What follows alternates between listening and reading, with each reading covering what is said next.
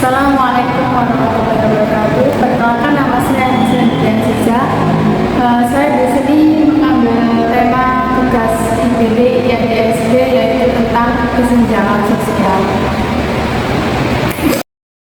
Sebenarnya yang pasti dimaksud dengan kesenjangan sosial.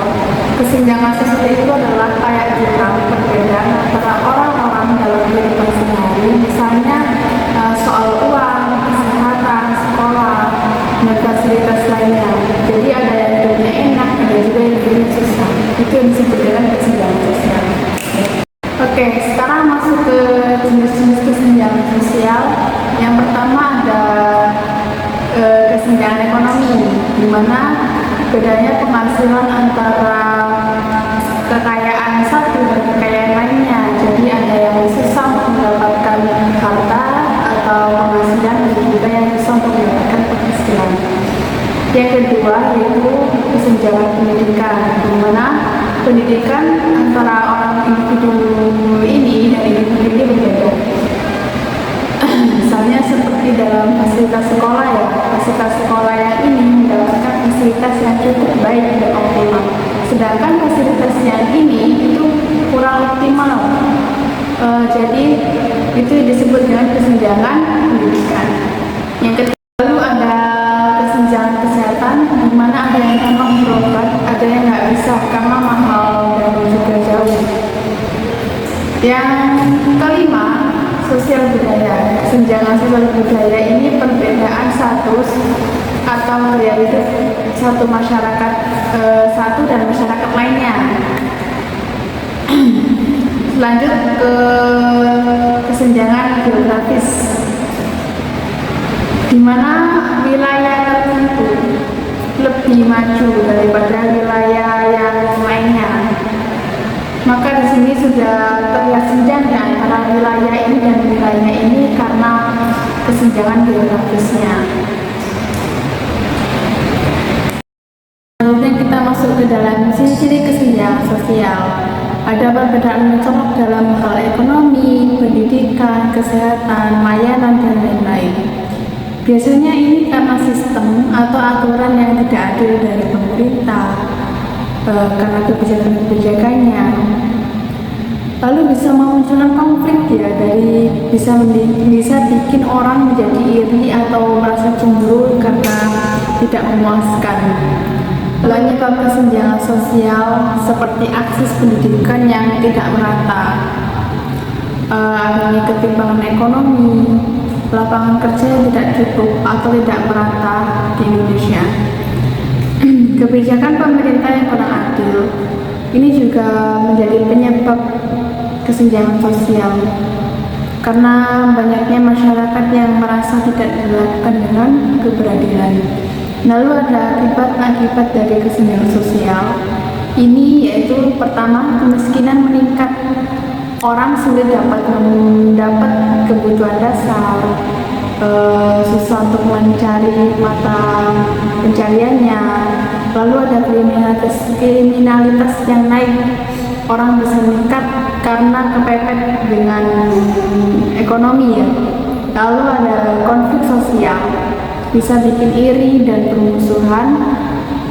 Susah naik derajat sosial. Orang-orang dari keluarga miskin sulit untuk sukses karena terhambatnya karena ekonomi.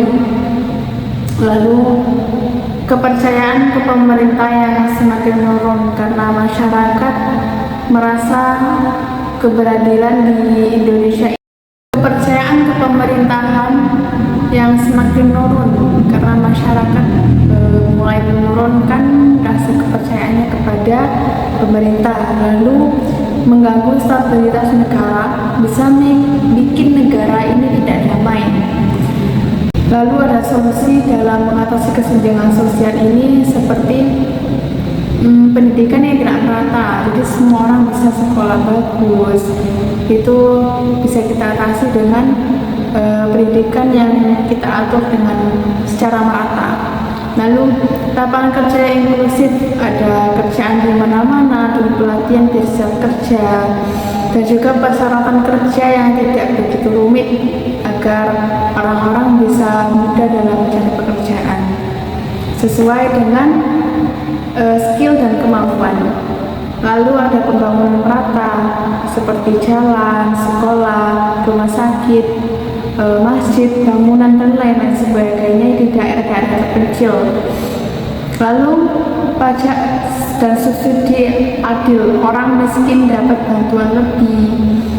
Lalu berdayakan masyarakat, dorong usaha kecil biar bisa mandiri dan bisa semakin sukses dan berkembang. Lalu selanjutnya solusinya yaitu jaminan sosial yang kuat, bantuan asuransi, lalu perlindungan kerja buat yang rentan, jadi ada perlindungan dalam sebuah pekerjaan.